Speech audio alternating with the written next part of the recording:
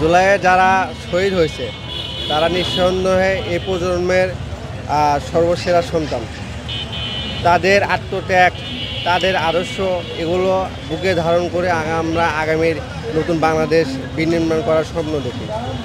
আপনারা দেখেছেন যে নারায়ণগঞ্জে প্রায় 14 জুলাই থেকে স্মৃতি স্তম্ভের কাজ শুরু হলেও মোটামুটি আগস্টের ভিতরেই সেটা উদ্বোধন করা হয়, কিন্তু আমাদের বগুড়া জেলাতে এটা অতিরিক্ত দেরি করা হয়েছে।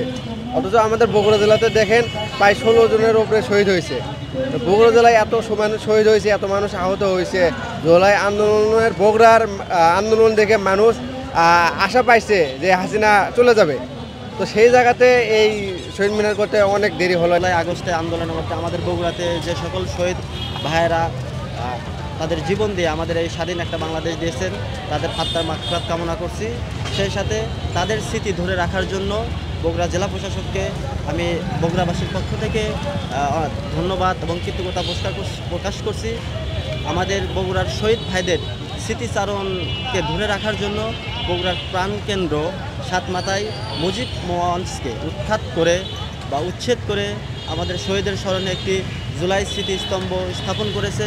আপনারা দেখতে পাচ্ছেন আমাদের এই জুলাই স্মৃতিস্তম্ভতে বিভিন্ন স্লোগান এবং আমাদের বগুড়াতে যে 16 জন শহীদ হয়েছেন তাদের নামকে। এক্সট্রিম মশার কয়েল প্ল্যান্ট ফাইবার দিয়ে তৈরি, তাই সহজে ভাঙে না, সুগন্ধিযুক্ত ও নিরবিচ্ছিন্নভাবে জ্বলে। ডেঙ্গু, চিকুনগুনিয়া বাহি সহ যে কোনো মশার বিরুদ্ধে দেয় এক্সট্রিম সুরক্ষা। ধরে রাখার জন্য 16 জন শহীদের নামও এখানে লেখা আছে। আপনারা দেখতে পাচ্ছেন আমার পিছনে স্তম্ভটা। আমি আসলেই বগুড়াবাসীর পক্ষ থেকে অনেক অনেক ধন্যবাদ জ্ঞাপন করছি বর্তমান সরকারকে এবং বগুড়া জেলা প্রশাসককে। এই স্মৃতিস্তম্ভ নির্মাণের মধ্য দিয়ে মানুষের মাঝে আবার নতুন করে জুলাইয়ের চেতনা উজ্জীবিত হচ্ছে।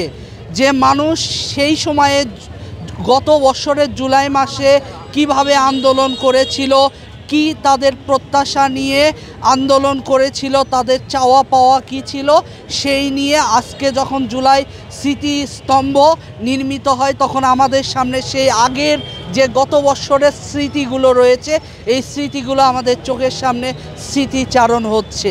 আমার চোখের সামনে বড়গোলাতে নিহত হয়েছে, পুলিশের গুলিতে নিহত হয়েছে আমারই ভাই, আমারই সাথে সহযোদ্ধা রাতুল। আমি তাকে সহ বগুড়ায় যারা শহীদ হয়েছে তাদের বিদেহী আত্মার মাগফিরাত কামনা করছি এবং দোয়া করছি আল্লাহ তাআলা যেন তাদেরকে জান্নাতুল ফেরদাউসের সুউচ্চ মাকাম দান করে। আল্লাহুম্মা আমিন।